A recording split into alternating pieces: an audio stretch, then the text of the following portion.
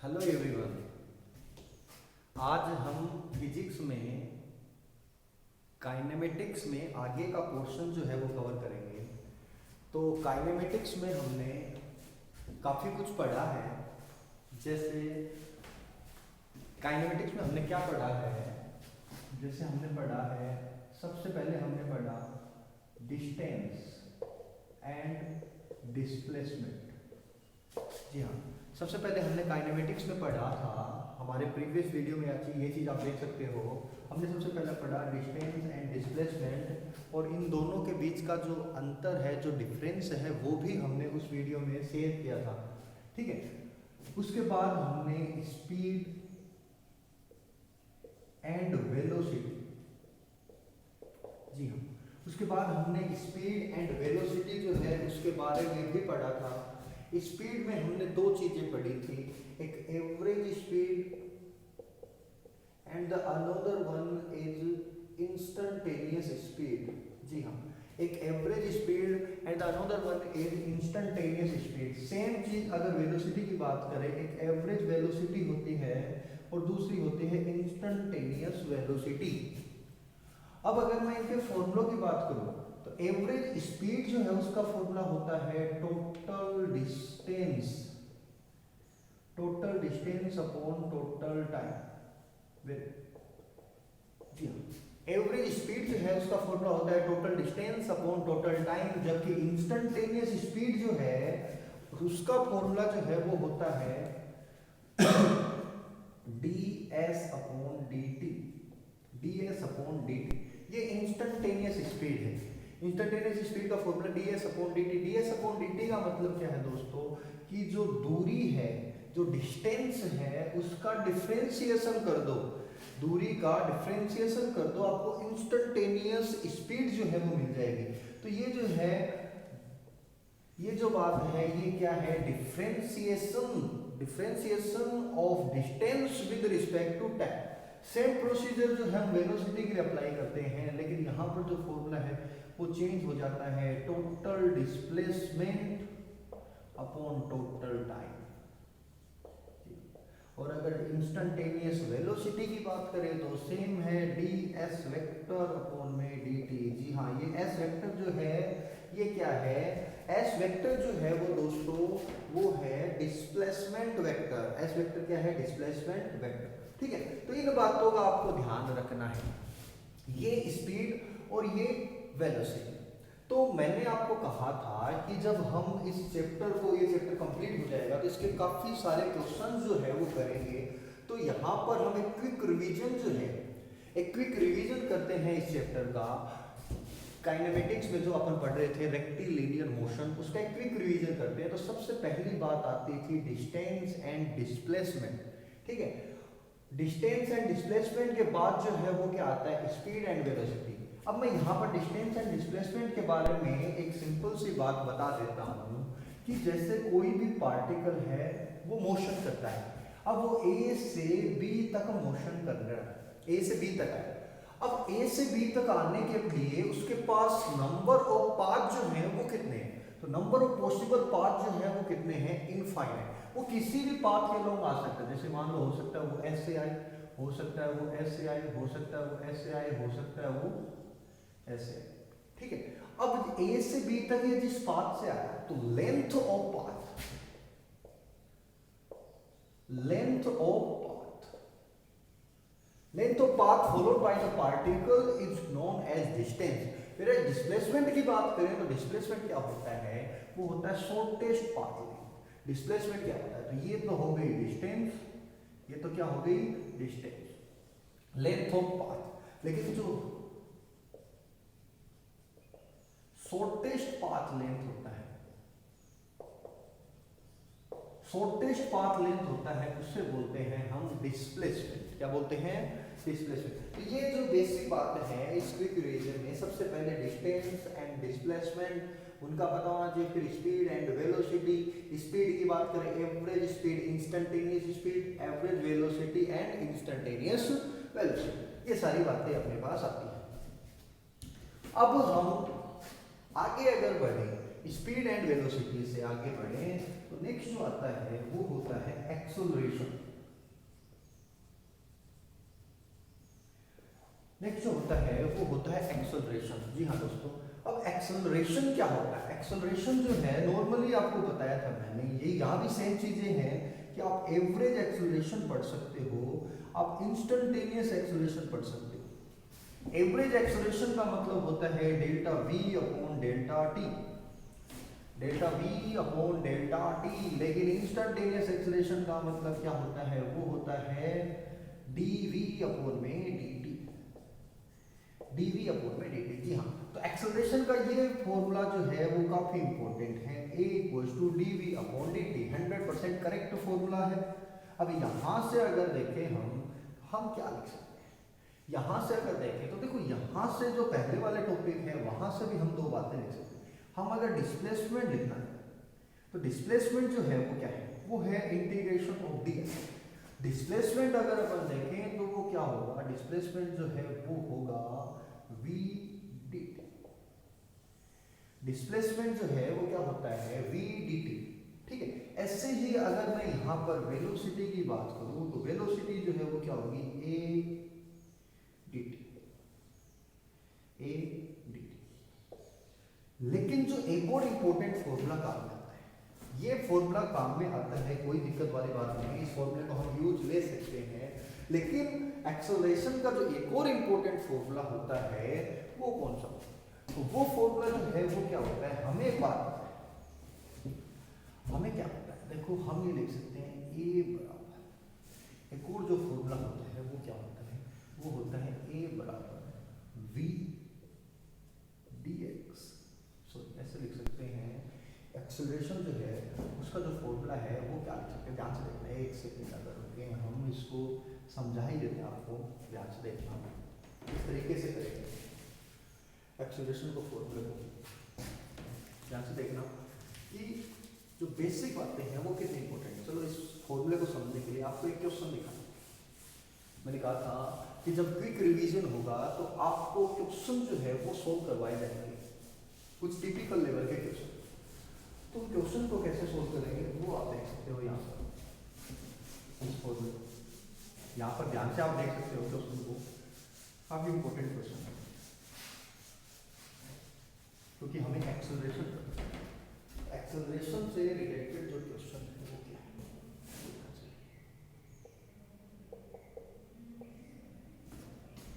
ये क्वेश्चन देखना ध्यान से। v equals to log e base x। If v equals to log e base x की velocity जो है वो डिस्प्लेसमेंट पर किस प्रकार रिलेट करती है?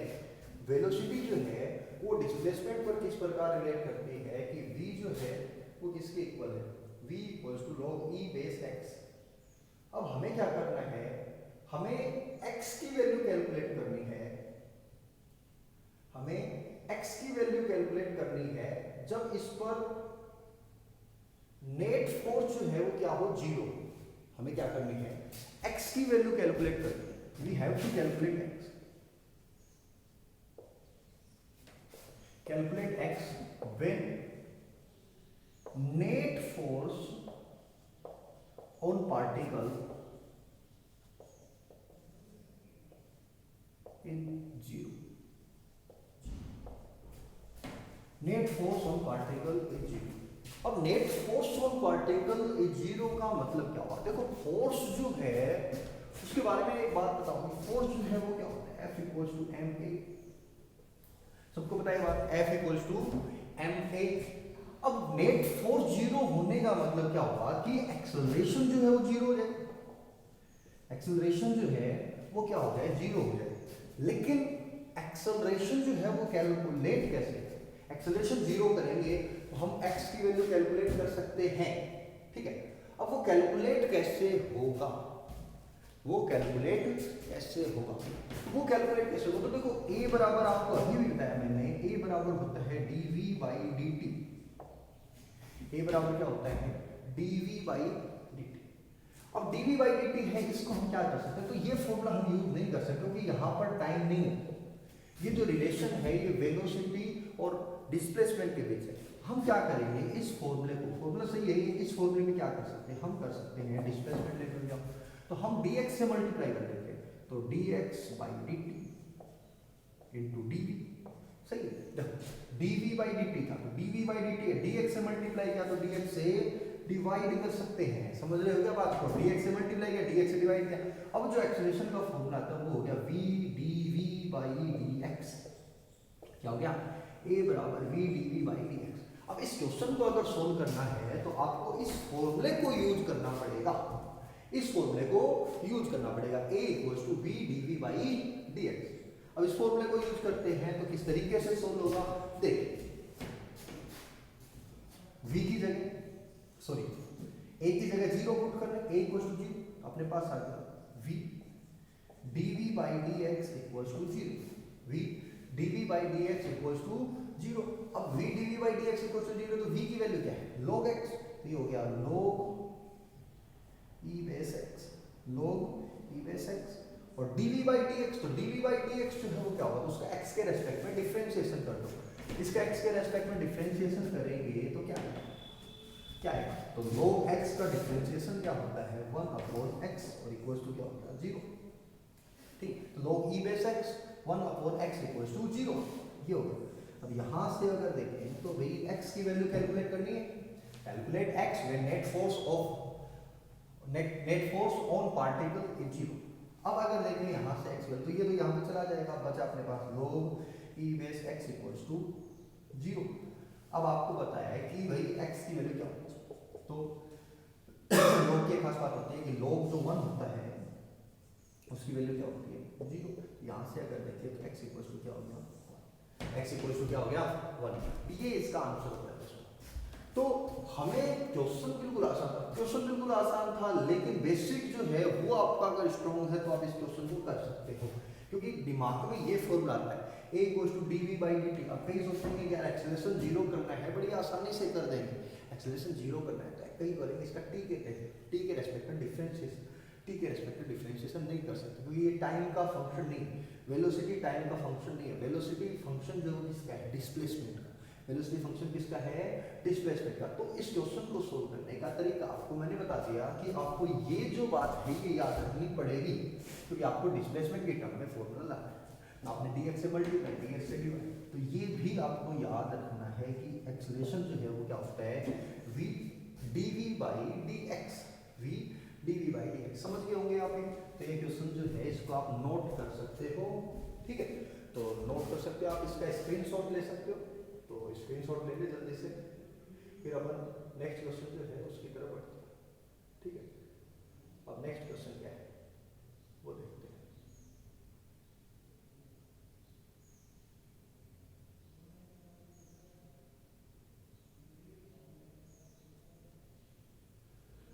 तो स्क्रीनशॉट ले लिया होगा आपने, स्क्रीनशॉट जरूर ले लिया होगा। अब नेक्स्ट क्वेश्चन जो है वो अपन और बेसिक लेवल, जो अभी तक बातें की है अपन ने, डिस्प्लेसमेंट, डिस्टेंस, वेलोसिटी वगैरह, इन्हीं बातों से रिलेटेड अगर अपन देखें तो हम नेक्स्ट क्वेश्चन जो है वो देख सकते हैं। तो नेक्स्ट क्वेश्चन किस तरीके से करेंगे वो देखते हैं, ध्यान से देखिए। तो ये जो है अपना वीडियो जो है वो क्विक रिवीजन वीडियो है, जिसमें हम क्वेश्चंस को सोल्व करने की कोशिश करते हैं ज़्यादा से ज़्यादा। तो अपना दूसरा जो क्वेश्चन है इस वीडियो में, if force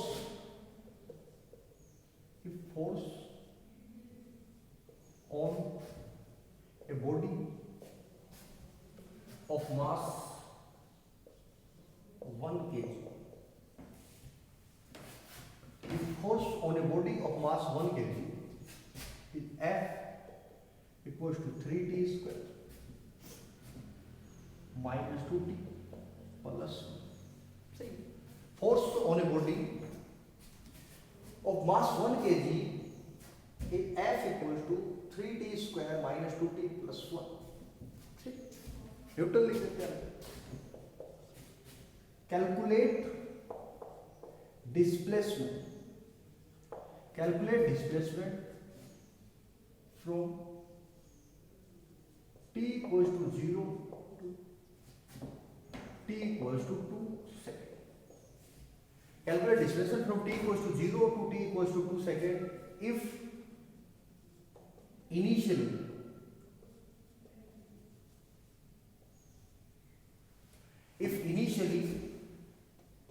it is in rest at origin. If initially it is at rest at origin.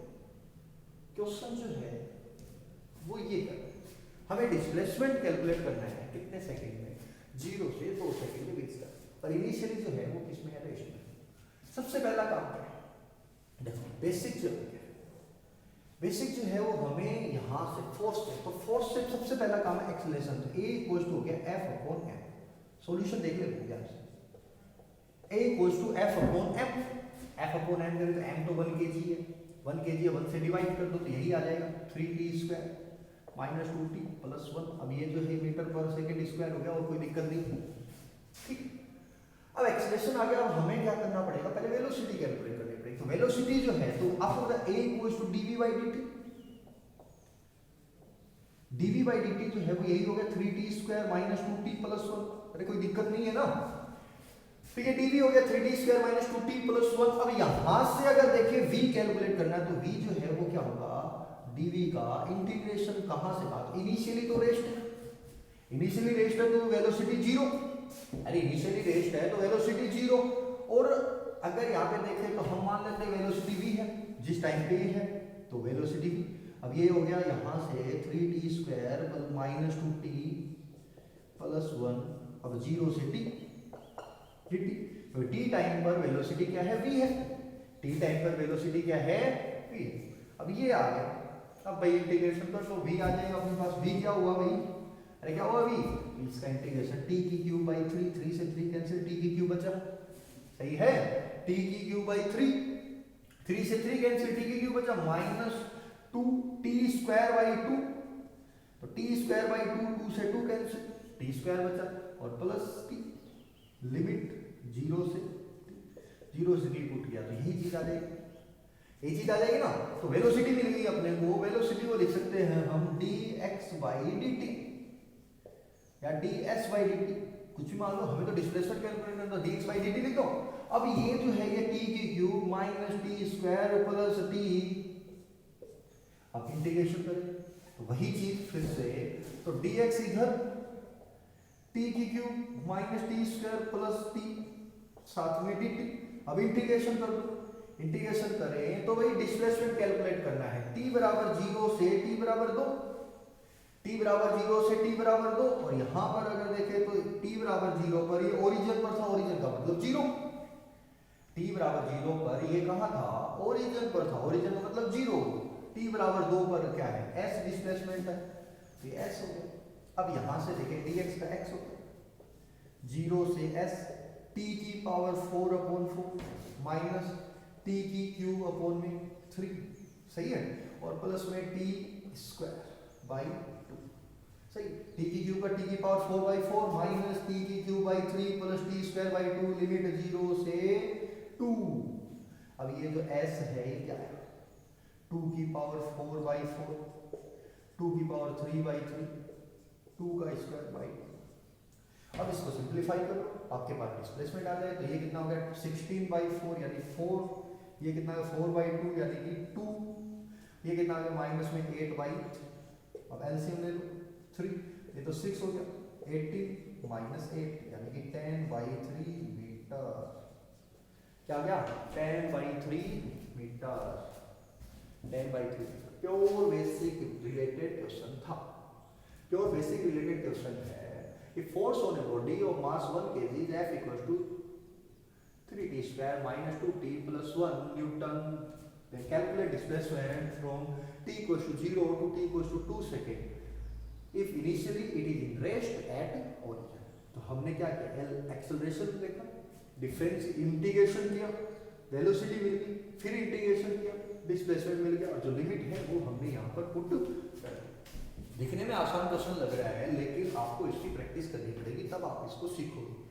तो सीखने के लिए एक अच्छा क्वेश्चन, जो फिजिक्स लर्नर्स हैं उनके लिए ये एक अच्छा क्वेश्चन है। तो इसका आप स्क्रीनशॉट ले सकते हो जल्दी से, इसका आप जल्दी से स्क्रीनशॉट ले सकते हो। नेक्स्ट क्वेश्चन की तरफ बढ़ेंगे अपन।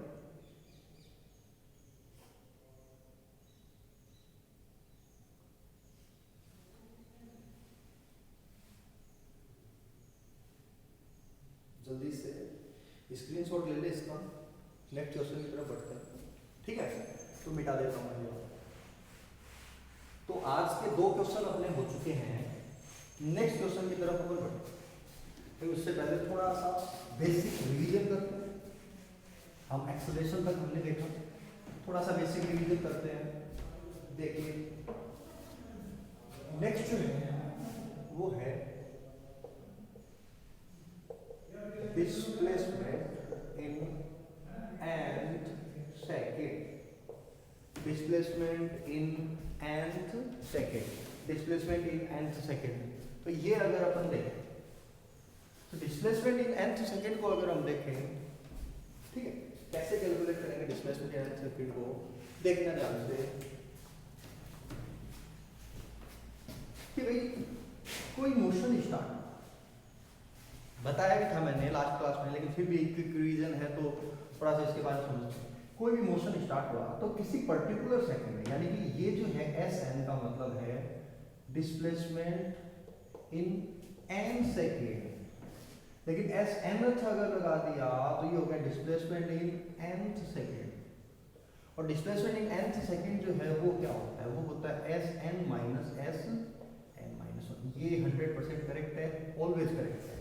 ठीक है, तो ये हमेशा अप्लाई होगा, ये हमेशा अप्लाई होगा। लेकिन अगर अपन देखें यूनिफॉर्म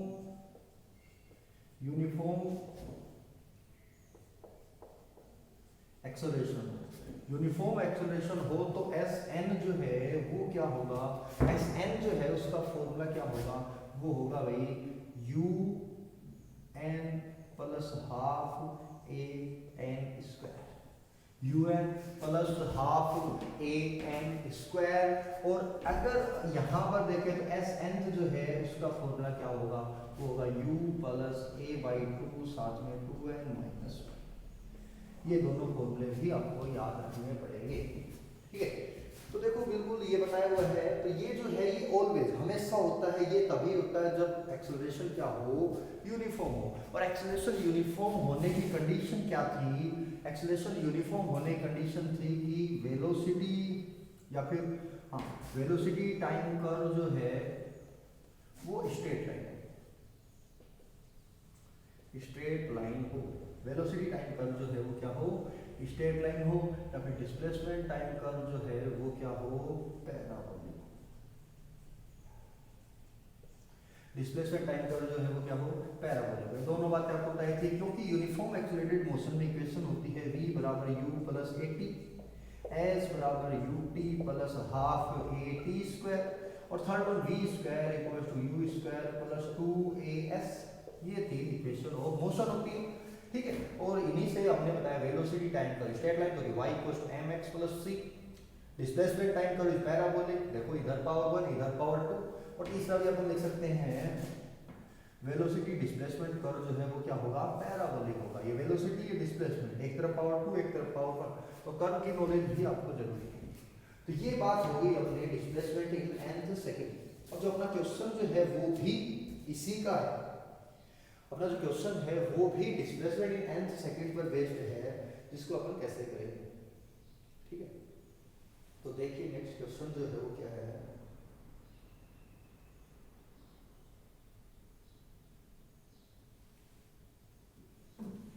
देखते हैं नेक्स्ट क्वेश्चन क्या है। थर्ड क्वेश्चन है, तो थर्ड क्वेश्चन देखते हैं।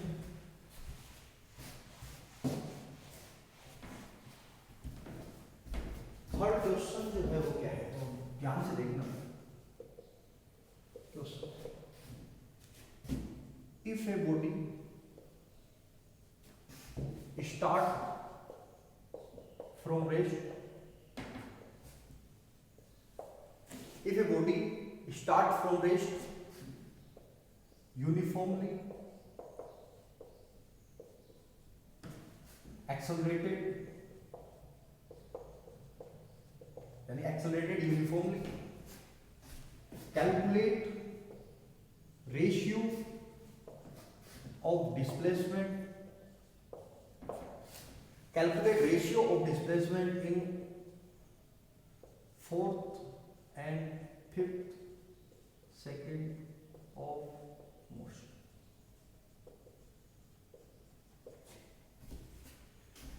Calculate ratio of displacement in fourth and fifth second of motion. ठीक, fourth and fifth second of motion जो है इसमें रेशियो क्या होगा दोस्तों? ठीक, कैसे इस रेशियो को कैलकुलेट करेंगे? कैसे इस रेशियो को कैलकुलेट करेंगे? कैसे कैलकुलेट करेंगे? सोचो, पॉज करो वीडियो, क्वेश्चन को करने की कोशिश करो। देखते हैं, देखना ध्यान से, बड़ा अच्छा सवाल है, ध्यान से, आसानी से भी कर सकते हैं।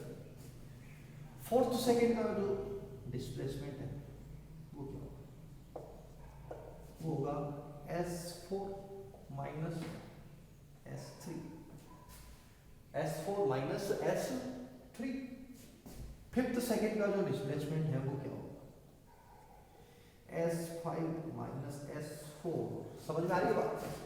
S4 minus S3, S5 minus S4। S क्या होता है? एक्सेलरेशन देखो यूनिफॉर्म है, एक्सेलरेशन यूनिफॉर्म है तो S4 क्या होगा? U 0, U तो 0 है, स्टार्ट फ्रॉम रेस्ट, तो S होता है UT plus half AT square. UT plus half AT square, तो U तो 0 है भाई, U 0 है तो हाफ AT स्क्वायर बचा, तो हाफ A T स्क्वायर। अगर यहाँ से देखें T स्क्वायर कितना होगा दोस्तों? कितना होगा T स्क्वायर?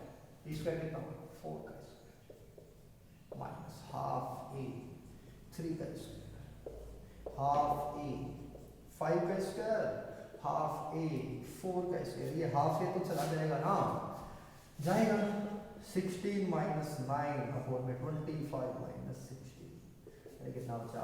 ये बचा 7 और ये कितना बचा? 9। सही है, ये 7 और ये 9। समझ में आ रहा है? तो ये चौथे और पांचवें सेकंड का जो रेशियो है वो कितना आ गया? 7:9। क्या आ गया? 7:। ठीक है, तो इस क्वेश्चन को हमने बड़ी आसानी से सोल्व कर दिया। इस क्वेश्चन को हमने बड़ी आसानी से सोल्व कर लिया। खैर इतना भी मुश्किल नहीं था, इसको ऐसे भी कर सकते थे। यूनिफॉर्म एक्सेलरेशन है, एस nth जो है वो क्या होता है? u plus a/2 2n minus 1, u plus a/2 2n minus 1। तो u तो 0 है, तो s4 जो है वो क्या होगा? s4 वो क्या होगा? u तो 0 है, a/2 4 इंटू 2 8 माइनस 1, s5 ये भी a/2 और अब कितना होगा? 10 माइनस 1। ठीक है, तो रेशियो क्या आ गया? वापस a/2 से a/2 कैंसिल, क्या आ गया? 7:9। क्या गया? 7:9। दूसरी अगर एक और इम्पोर्टेंट बात करें कि कोई बॉडी है वो रेस्ट से मोशन स्टार्ट करती है और यूनिफॉर्मली एक्सेलरेटेड है, तो उसके लिए क्या होता है? s first, s second, s third, वो होता है 1 3 5 ठीक है। तो अगर मैं फोर्थ और फिफ्थ का देखूं तो फोर्थ में क्या आता है? 7, फिफ्थ में क्या आता है? 9। 1 3 5 7 9 इस तरीके से। ये है rest, start from rest and uniformly accelerated. Start from rest and uniformly accelerated. तो ऐसे क्वेश्चन आप कर सकते हो। ठीक है ना? तो इस क्वेश्चन को आप नोट कर सकते हो। इसके बाद अपन नेक्स्ट क्वेश्चन की तरफ बढ़ेंगे, अच्छा क्वेश्चन करेंगे और भी अच्छा क्वेश्चन करेंगे।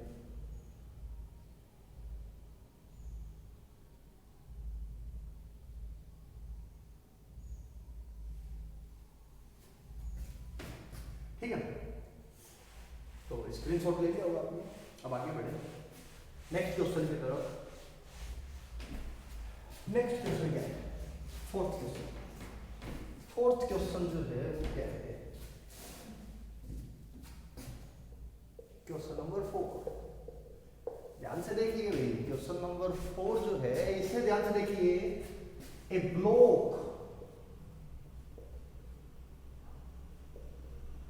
Block slides on an inclined plane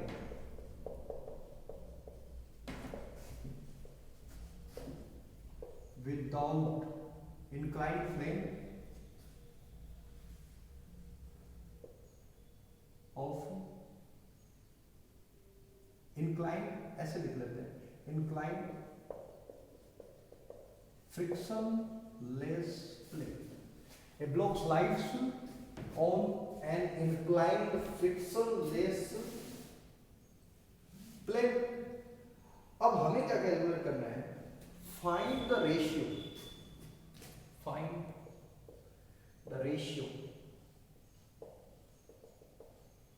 of S n plus। तो ये क्वेश्चन जो है ये जेई में पूछा गया है और बड़ा आसान क्वेश्चन है। कैसे? A block slides on an inclined frictionless plane. Find the ratio of Sn to Sn plus 1।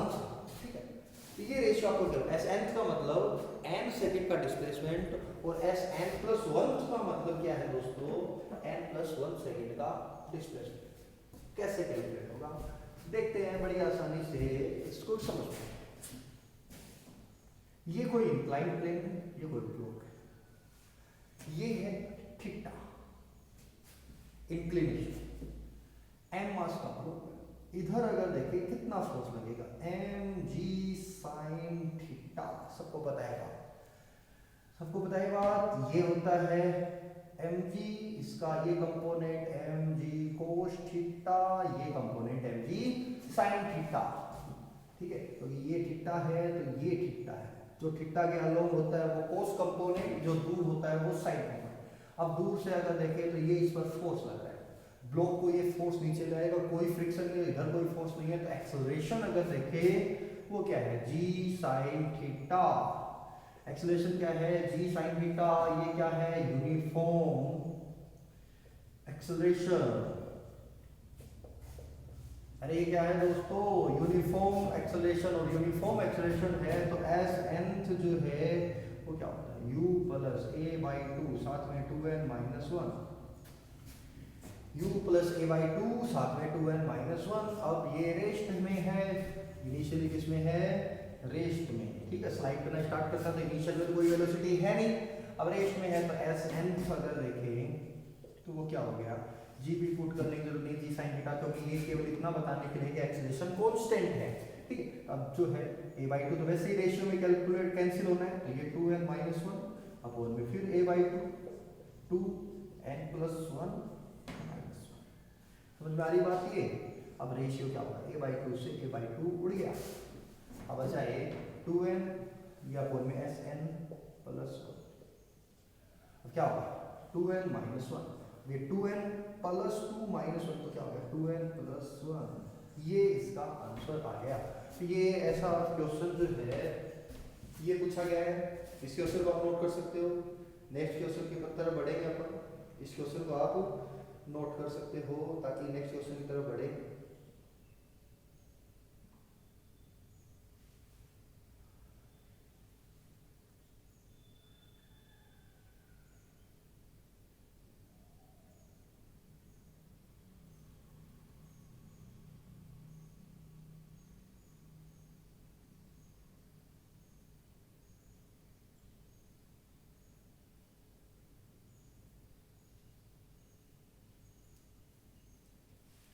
ठीक है, तो इस क्वेश्चन को आपने नोट किया होगा। अब आगे भी बढ़े नेक्स्ट क्वेश्चन पर, इसे मिटा देता हूँ।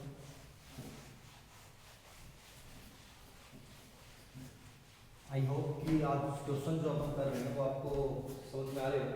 जो जिनको दिक्कत है वो अपने जो प्रीवियस वीडियो है काइनेमेटिक्स के, उस उसकी प्लेलिस्ट है हमारे चैनल पे, उसमें जाकर के प्रीवियस वीडियो देख सकते हैं, ठीक है, कोई दिक्कत वाली बात नहीं है। यहाँ पर हम क्विक रिवीजन कर रहे हैं। तो डिस्प्लेसमेंट इन nth सेकंड के बाद जो अपना टॉपिक आता है वो आता है वर्टिकली या फिर motion under gravity. Motion under gravity ये टॉपिक आता है, मोशन अंडर ग्रेविटी। इसमें हमने पढ़े थे एक वर्टिकली अपवर्ड मोशन होता है, एक वर्टिकली डाउनवर्ड मोशन। अब मैं इसको क्या करता हूँ, मैं एक बात u वेलोसिटी से हमने खींची वर्टिकली अपवर्ड प्रोजेक्ट। अब क्या हो रहा है, ये ऊपर जा रहा है, वर्टिकली अपवर्ड इसको हमने प्रोजेक्ट किया। अब ये क्या हो रहा है, ऊपर की तरफ जा रहा है। अब जब ये अपवर्ड जा रहा है तो इसकी जो वेलोसिटी है, वेलोसिटी जो है वो क्या होगी, डिक्रीज होगी। वेलोसिटी जो है वो क्या होगी, डिक्रीज होगी।